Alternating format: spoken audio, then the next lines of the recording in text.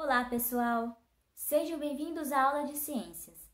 Eu sou a professora Bianca e a aula de hoje será sobre tensão superficial, capilaridade, pressão e sistemas de vasos comunicantes.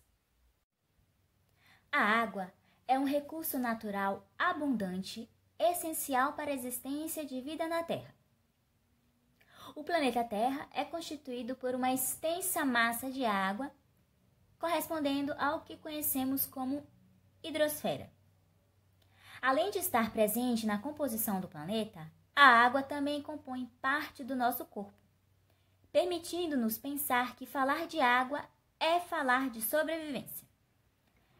Essa substância é utilizada em atividades essenciais ao ser humano, como a produção agrícola, e também usada como solvente universal. A molécula da água é formada por 2 átomos de hidrogênio e 1 átomo de oxigênio, que estão ligados por meio de ligações covalentes. Além disso, a molécula da água é polar. E o que isso significa? Significa que o hidrogênio positivo de uma molécula é atraído pelo oxigênio negativo de outra molécula, formando as chamadas ligações de hidrogênio. A fórmula da água é H2O e sua forma é parecida com um V, como é mostrado neste desenho. A água é uma substância que possui várias propriedades bem interessantes que beneficiam muito a vida. E uma dessas propriedades é a sua tensão superficial. O que é essa tensão superficial da água? A tensão superficial da água é o resultado das ligações de hidrogênio, que são forças intermoleculares causadas pela atração dos hidrogênios de determinadas moléculas de água, que são os polos positivos, no caso do hidrogênio, com os oxigênios das moléculas vizinhas, que são os polos negativos. A tensão superficial, então, trata-se da formação de uma fina película sobre um líquido, devido à desigualdade de atrações entre as moléculas que o compõem. E o fenômeno da tensão superficial ocorre de maneira mais acentuada nos líquidos que possuem forças intermoleculares intensas, como no caso da água. As interações entre as espécies de um líquido são chamadas de forças de coesão. O que acontece? Enquanto que as moléculas no interior de um líquido sofrem essas atrações por moléculas vizinhas em todas as direções, as moléculas na superfície interagem com as moléculas abaixo e ao lado delas. A tensão superficial é responsável por alguns fenômenos que observamos no dia a dia. Observe a seguir os principais. Animais que caminham sobre a água.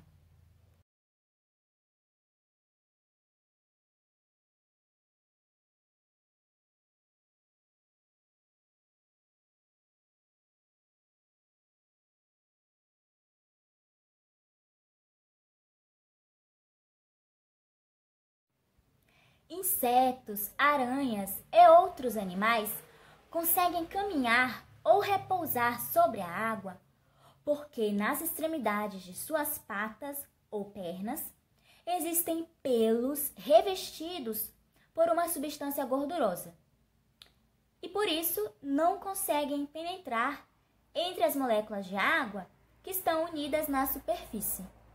Formação de gotas de água.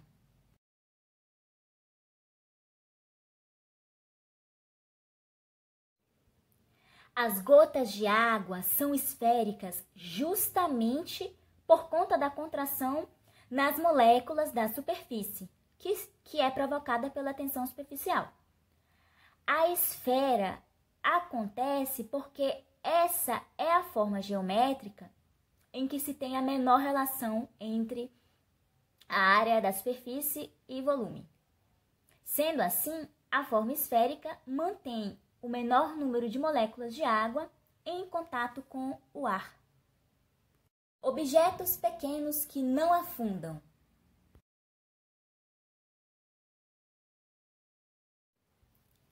A tensão superficial também explica por que objetos pequenos, como lâminas de barbear e clipes, não afundam quando colocados horizontalmente sobre a água. Para verificarmos a tensão superficial da água, vamos precisar de detergente, de um copo com água e de glitter. A água é uma molécula composta por 2 átomos de hidrogênio e 1 átomo de oxigênio. As moléculas da superfície da água são atraídas pelas moléculas que estão abaixo dela.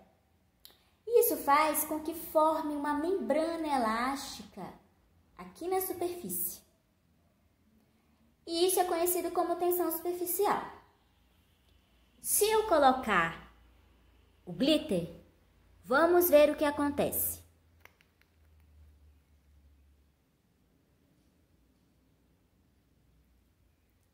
Quando o glitter é colocado, percebam que ele fica flutuando.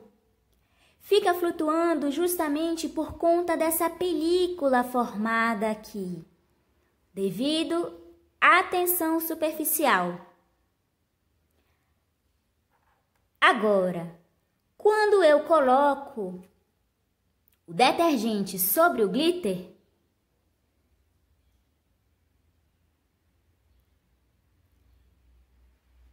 perceba que o glitter começa a afundar.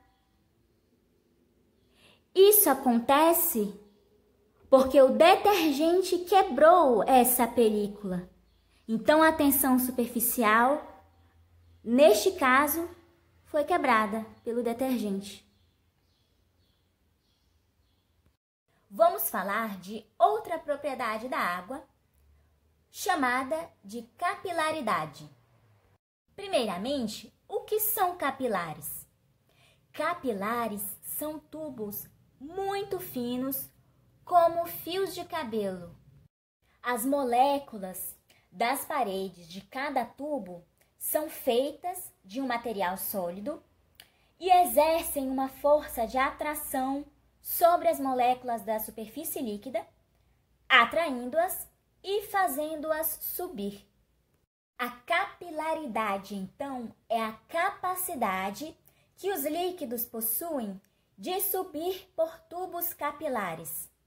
E quanto mais fino for o tubo, mais facilmente o líquido subirá. Agora, você tem ideia de como a água do solo é transportada até as folhas das árvores? Nós já sabemos que para um vegetal se desenvolver, é necessário que ele retire água e sais minerais do solo. Por meio da água e destes sais minerais, o vegetal produz o seu próprio alimento. Mas como é que ocorre esse transporte? A água e os sais minerais do solo entram na raiz através dos pelos absorventes. Pelos absorventes são estruturas localizadas em uma parte da raiz.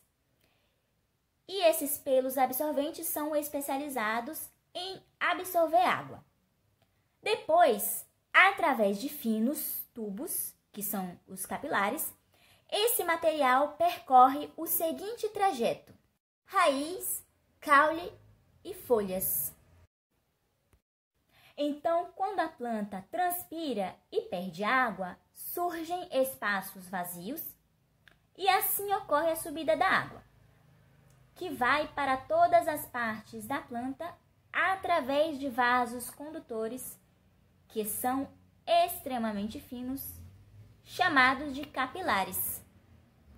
Podemos perceber que a capilaridade é de extrema importância para as plantas, pois permite o transporte de água e sais minerais considerados importantes para a sua sobrevivência.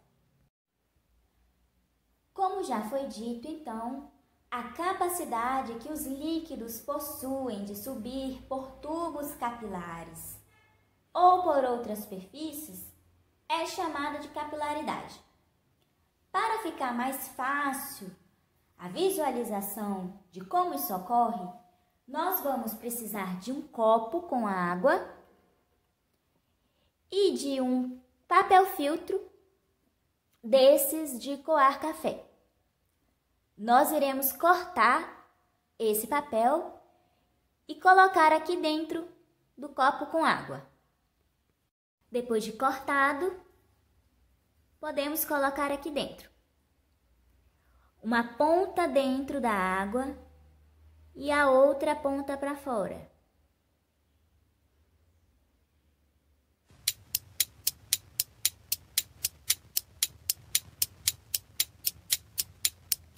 Observem que à medida que o tempo vai passando, a água vai subindo pelo filtro de papel. Isso acontece por conta dessa propriedade, da capilaridade. Um fato semelhante ocorre quando o café é coado. A parte acima da água com café do coador também fica escura. Isso ocorre porque as moléculas do papel filtro atraem as moléculas da solução formada pelo café e pela água. Outra propriedade que a água exerce é a pressão. A pressão é o resultado da ação de uma força sobre uma superfície. Para uma mesma força aplicada, quanto menor a superfície de contato, maior será a pressão. E quanto maior a superfície de contato, menor será a pressão. Existe uma fórmula matemática para o cálculo da pressão, que é P igual a F dividido por A, em que P é a pressão, F é a força e A é a área. Para entendermos melhor essa relação entre a força e a área de contato, podemos comparar os saltos de sapatos. Então, imagine uma pessoa usando sapatos. A pressão será menor no sapato que apresenta uma maior área. Agora, uma mesma pessoa usando sapato de salto alto, a pressão será maior no salto com a menor área.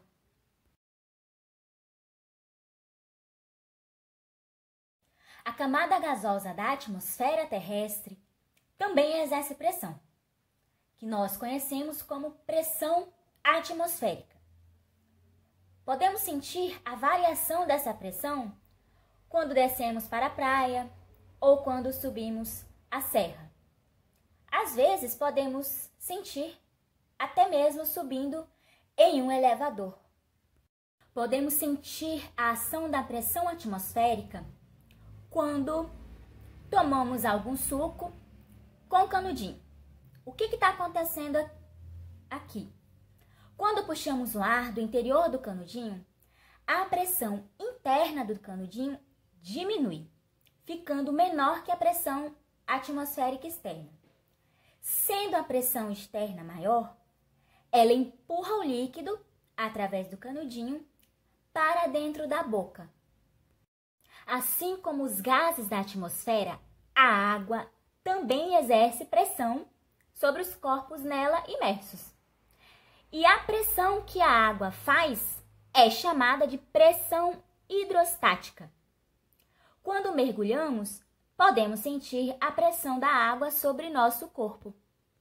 A pressão hidrostática é a soma da pressão atmosférica mais a pressão exercida pela coluna da água sobre algum corpo.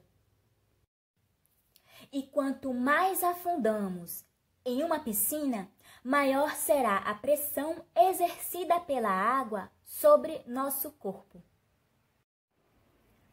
Vamos falar agora sobre vasos comunicantes. Os vasos comunicantes são tubos que se comunicam entre si, conforme este desenho mostrado. Nesse desenho, podemos observar diferentes recipientes de água que estão interligados pela parte inferior. Podemos notar que nos recipientes anteriores, a água se encontra na mesma altura. E se colocarmos água em um desses tubos, veremos que a água vai passar de um tubo para o outro até que todos fiquem com a coluna de água na mesma altura. Assim sendo, nos vasos comunicantes, o nível da água permanecerá o mesmo, independentemente da forma de cada tubo. A caixa d'água de nossa casa funciona com base no sistema de vasos comunicantes.